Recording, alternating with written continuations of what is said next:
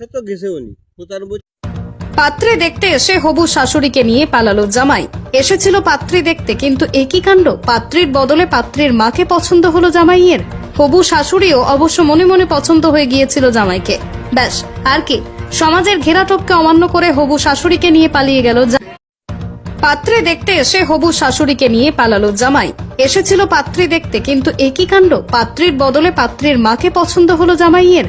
হবু শাশুড়িও অবশ্য মনে মনে পছন্দ হয়ে গিয়েছিল জামাইকে। ব্যাস, আর কি, সমাজের ঘেরাটোপকে অমান্য করে হবু শাশুড়িকে নিয়ে পালিয়ে গেল। তুমি এত পাগল হইছো কেন পাইয়া আমারে, ভাড়া বাড়ি করো যদি থাকবো না ঘরে।